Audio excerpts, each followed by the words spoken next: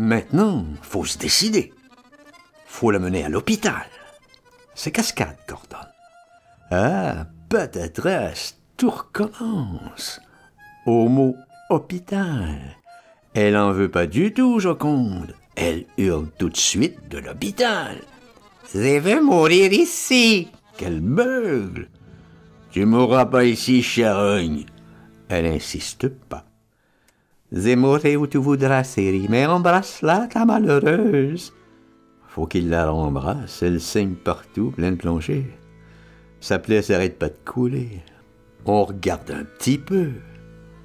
T'as un beau cul, dit cachotière. C'est lui qui trouve ça.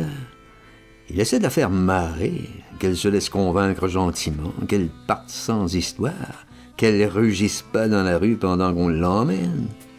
Regarde, regarde, qui fait Cascade, regarde. Il n'y a pas que toi qui a des belles niches. Il se déculotte. Une idée. Il baisse tout son froc, qu'on voit bien. Il nous montre sa lune, qu'il est tatoué sur les deux fesses. Celle de droite avec une rose, celle de gauche, une gueule de loup, une gueule des dents longues comme ça. Et puis au-dessus, je mords partout. Écrit tatoué vert. On peut pas dire que c'est pas drôle.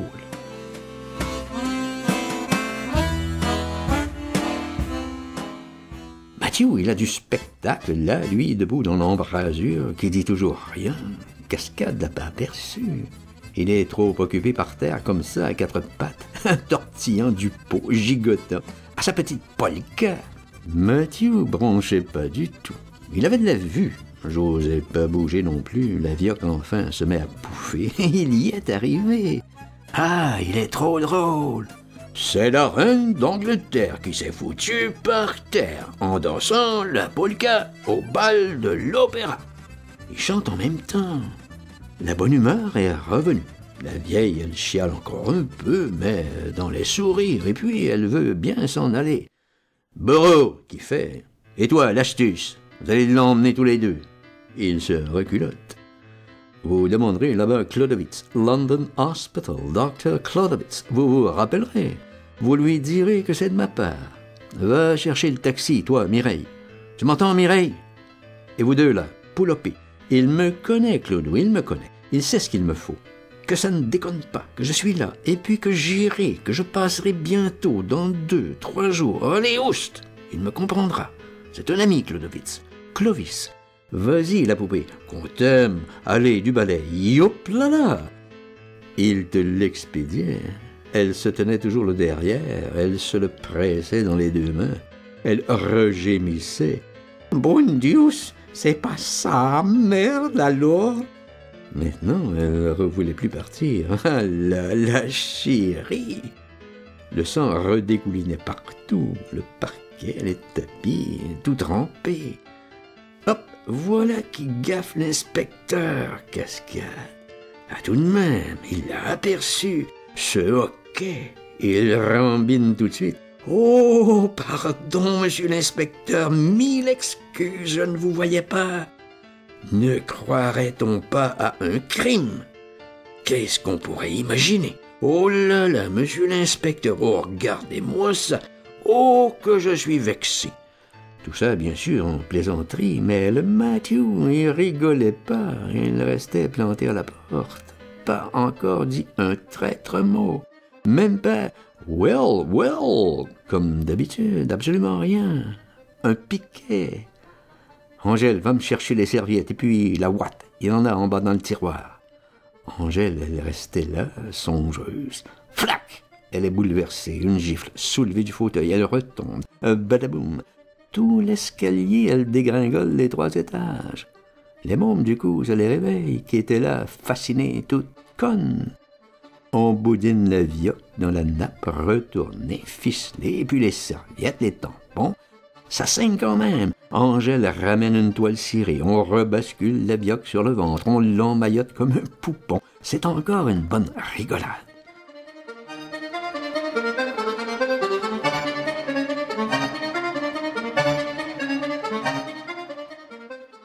Mathieu, figé, il regarde tout ça. Un pape. Il bouge pas. Le cam est là. Mireille annonce. Il faut qu'on descende à présent. c'est entendu Boreau et moi. Cascade nous file un paquet de livres comme ça, une pleine poigne. C'est pour qu'on s'arrange. Elle gueule encore trop, de Vioque. Elle réclame son petit vulnéraire. Sans ça, elle part pas. Chantage. Mireille repoulope en chercher.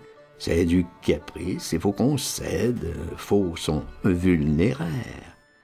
Cascade, il sait plus trop quoi dire pour que la gêne passe. Pour que l'autre parle tout de même un peu. Monsieur la conscience, qui est là depuis 1 heure, qui n'a rien dit. Une bûche! Vous me croirez, si vous voulez, monsieur l'inspecteur, mais je tenais à ce qu'on me fasse les cartes. Ah bien, je suis servi. J'ai la question, la réponse. Vous voyez, catastrophe. Un peu de plaisanterie, que ça le déride. Ah, vous voyez, monsieur l'inspecteur, une bien vilaine scène de famille. Vous entrez, là, comme par hasard, sur quoi que vous tombez. Des folles, positif, des folles. Ah, que je suis désolé, monsieur l'inspecteur, vraiment. Je vous fais mes excuses. Pas un mot, du bois. Il le laisse dire. Les cartes, c'est entendu.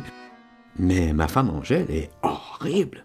Vous avez vu, monsieur l'inspecteur? Par vous-même, ce caractère. Ah, j'ai pas le dernier mot chez moi. C'est vraiment pas une existence. J'exagère rien. Et puis encore toutes ces jeunes filles, cette jeunesse qu'on me fourre là, comme ça, hop là, plein les bras. Moi qui suis un pacifique, tranquille. Est-ce une vie? Vous me connaissez, monsieur l'inspecteur. On me fourre dans les complications. À quoi ça ressemble? Je vous le demande. Monsieur l'inspecteur, toujours muet. On verra plus tard, on verra. Qui c'est qui est fautif responsable? On dit que c'est Guillaume. Je veux bien. En tout cas, c'est toujours pas moi. Ça, vous le savez, monsieur l'inspecteur. Tous les esprits sont à l'envers. Les boussoles déconnent, c'est affreux. Je vais pas chercher le pour du contre. J'en perdrai la boule moi aussi. Je me fais déjà mal à la tête, rien qu'à les entendre. Vous aussi, monsieur l'inspecteur, je suis persuadé. Je suis sûr que ça vous fait du mal. Avec tout le respect que je vous dois. Tenez, monsieur l'inspecteur, je ne fais aucune comparaison, entendons-nous bien. Il va sans dire, mais je suis certain que dans votre famille, monsieur l'inspecteur, vous avez du mal aussi.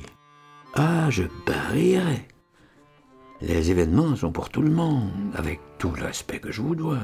Il va sans dire, bien entendu, mais les circonstances, n'est-ce pas, touchent toutes les personnes. Tout le monde en prend pour son grade. Et les plus fortes situations, les soucis, les avatars, c'est pas que pour les pauvres gens. Ah, c'est un fait, c'est bien un fait. Ainsi, tenez, voyez les hommes. Ah, j'en dirai pas davantage. C'est la guerre, monsieur l'inspecteur. C'est la guerre. C'est un sujet qui me rend trop triste. La voilà la tristesse des choses. Et que tout le monde est malheureux. Et qu'on vieillit à ce régime. Qu'on s'en aperçoit.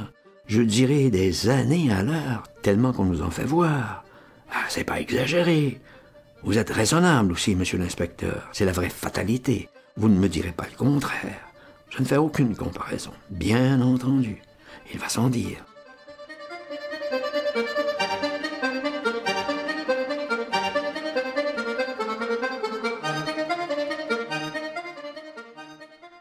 Pendant qu'il jacassait tel quel, qu'il occupait l'attention, nous, on avait à redresser la vioque. Elle tenait presque à peu près debout, soutenue sous les bras, avec sa toile cirée au cul, les serviettes, tout ça dur ficelé, paré pour la route. En avant, madame! On est passé devant le Matthew, il s'est écarté un petit peu. Il a pas tiqué, et il écoutait l'autre jacasse. Une fois au marche, encore des cris. Elle se trouvait mal, notre trumeau. À chaque mouvement, elle hurlait. On s'y est repris à 10, 15 fois.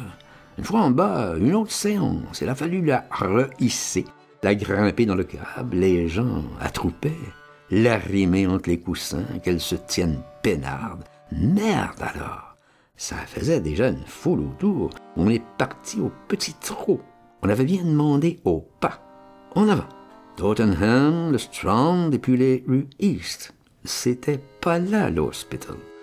Au bout de Mile End, un voyage. Et il faisait déjà nuit, heureusement. Elle gueulait plus qu'au chaos. L'air dehors lui faisait du bien. Elle se tenait presque tranquille.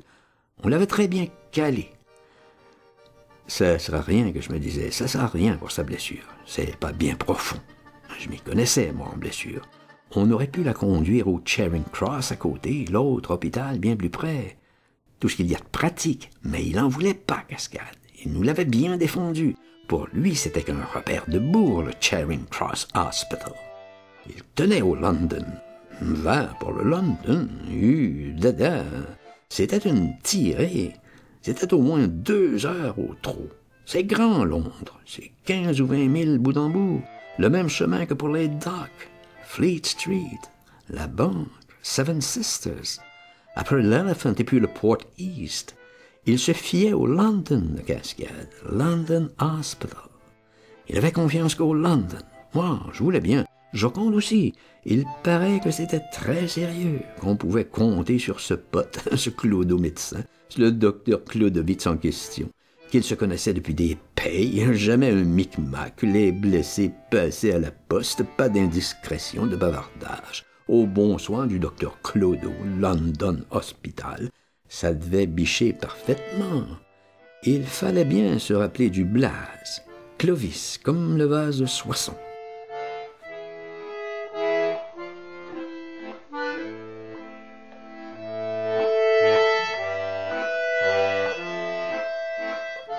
Ça se passerait peut-être pas si facile.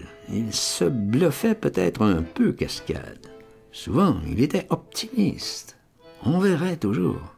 Les rues, les petits lampadaires. Il y en a, rien que jusqu'à l'Elephant. Que ça vous en fout la berlure, rien que de les regarder. Ça danse.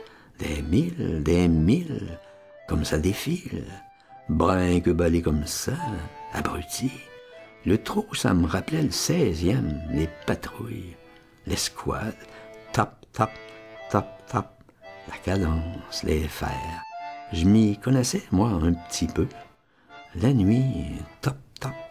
Mais fallait pas oublier le blaze. Ah, Clovis, Clodo, Clodovitz. Clovis comme le vase de Soissons. Beau, il se rappelait déjà plus. Moi, heureusement, j'ai de la mémoire.